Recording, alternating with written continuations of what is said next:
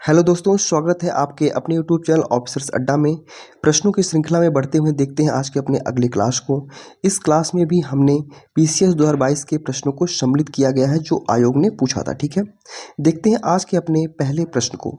निम्नलिखित में से कौन सा सतत विकास लक्ष्य यानी सस्टेनेबल डेवलपमेंट गोल हेतु 2030 तक प्राप्त करने का लक्ष्य नहीं है? ऑप्शन ए शून्य भूख यानी जीरो हंगर, ऑप्शन बी गुणवत्ता परक शिक्षा, ऑप्शन सी लैंगिक समानता, ऑप्शन डी अंतरिक्ष अनुसंधान। इसका जो सही उत्तर होगा वह होगा ऑप्शन डी यानी कि अंतरिक्ष अनुसंधान जो है वह एसडीजी गोल का लक्ष्य नहीं है। ठीक है, जिसमें 17 गोल हैं, उसमें शून्य भूख है, गुणवत्ता परक शिक्षा है, लैंगिक समानता है, लेकिन अंतरिक्ष अनुसंधान नहीं है। ठीक है, इस बात को आप ध्यान रखिएगा और जो 17 गोल है उसको भी आप देख लीजिएगा कि प्रश्न उसमें से भी पूछे जाते हैं। ठीक है, जैसे एक प्रश्न पूछा गया था कि जो जल के बारे में पूछा गया था जिसमें एसडीजी 6 में यानी 6 में उसका लक्ष्य रखा गया है, उसका गोल जो है। ठीक है, देखते हैं आज के अपने दूसरे प्रश्न को। जो दूसरा प्रश्न है, शेर शाह को अपनी वीरता से प्रभावित करने वाले जैता और कुंपा किस स्थान से संबंधित थे? Option A Mewar, option B Malwa, option C Marwar, option D Bundelkhand. इसका जो सही उत्तर होगा वह होगा ऑप्शन सी यानी कि मारवाड़ से। ठीक है, देखते हैं आज के अपने तीसरे प्रश्न को। सत्यशोधक समाज के संस्थापक कौन थे जिनका प्राथमिक जोर सत्य की खोज पर था? Option A Raja Ram Mohan Roy, option B MG. Ranade, option C Jyotiba Phule, option D Tarabai Shinde. इसका जो सही उत्तर होगा वह होगा सत्यशोधक समाज के संस्थापक जो थे वह ज्योतिबा फूले थे। ठीक है, जिनका प्राथमिक जोर जो था वह सत्य की खोज पर था। देखते हैं आज के अपने चौथे प्रश्न को। म्यांमार का पेगु योमा क्षेत्र किस खनिज का प्रमुख उत्पादक है? ऑप्शन ए चांदी का, ऑप्शन बी तांबा का, ऑप्शन सी टिन का, ऑप्शन डी खनिज तेल का। इसका जो सही उत्तर होगा वह होगा ऑप्शन डी यानी खनिज तेल का प्रमुख उत्पादक जो क्षेत्र है पेगु योमा क्षेत्र। ठीक है, देखते हैं आज के अपने पांचवें प्रश्न को।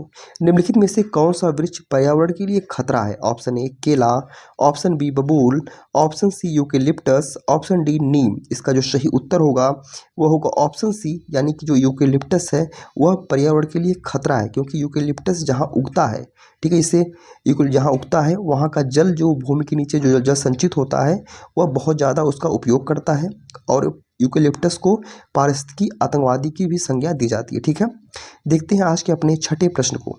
किस संविधान संशोधन के द्वारा दिल्ली को राष्ट्रीय राजधानी क्षेत्र बनाया गया? ऑप्शन ए 69वां, ऑप्शन बी 70वां, ऑप्शन बी 73वां, ऑप्शन डी 75वां। इसका जो सही उत्तर होगा वह होगा ऑप्शन ए यानी 69th अमेंडमेंट के द्वारा जो दिल्ली को राष्ट्रीय राजधानी क्षेत्र बनाया गया था और यह हुआ था 1991 में। ठीक है, देखते हैं आज के अपने सातवें प्रश्न को। ठीक है, जलियांवाला बाग हत्याकांड के विरोध में किसने ब्रिटिश सरकार की नाइटहुड की उपाधि को लौटा दिया था? Option A Shankar Nair, option B Rabindranath Tagore, option C Rameshwar Singh, option D Mohammad Ali Jinnah. इसका जो सही उत्तर होगा वह होगा ऑप्शन बी यानी कि रविंद्रनाथ टैगोर। ठीक है, देखते हैं आज के अपने आठवें प्रश्न को। भारत में सर्वाधिक ज्वारीय शक्ति उत्पादक तटीय क्षेत्र निम्नलिखित में से कौन सा है?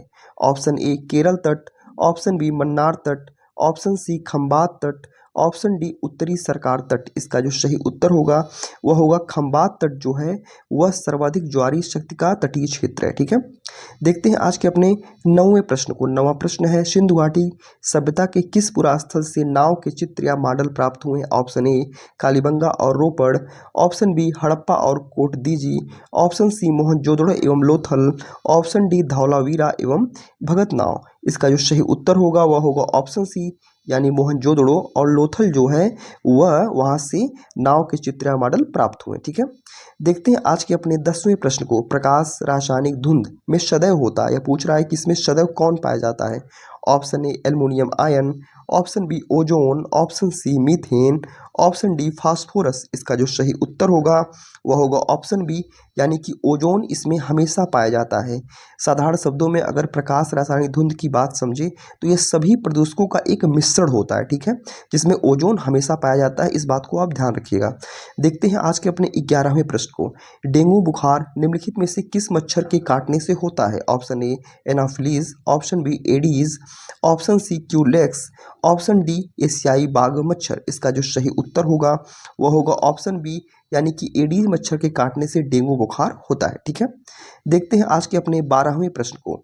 दुधवा राष्ट्रीय उद्यान उत्तर प्रदेश के निम्नलिखित में से किस जनपद में अवस्थित है? Option A Sitapur, option B Lakhimpur Kheri, option C Pilibhit, option D Bahraich. इसका जो सही उत्तर होगा वह होगा ऑप्शन बी यानी लखीमपुर खीरी, यानी दुधवा राष्ट्रीय उद्यान जो है उत्तर प्रदेश में लखीमपुर खीरी जिले में स्थित है। ठीक है, देखते हैं आज के अपने 13वें प्रश्न को। 13वां प्रश्न एक शोध पे आधारित है। ठीक है, निर्धनता को एक सामाजिक समस्या माना गया है, जो कि लंदन में निर्धनता पर किए गए एक शोध सर्वेक्षण का परिणाम है।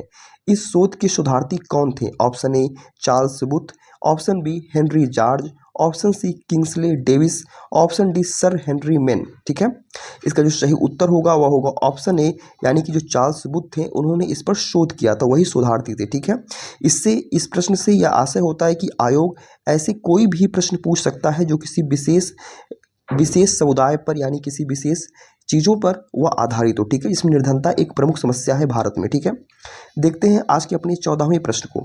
शनि ग्रह के वायुमंडल में निम्नलिखित में से कौन सी गैस सबसे अधिक मात्रा में पाई जाती है? Option A nitrogen, option B carbon monoxide, option C methane, option D sulphur dioxide.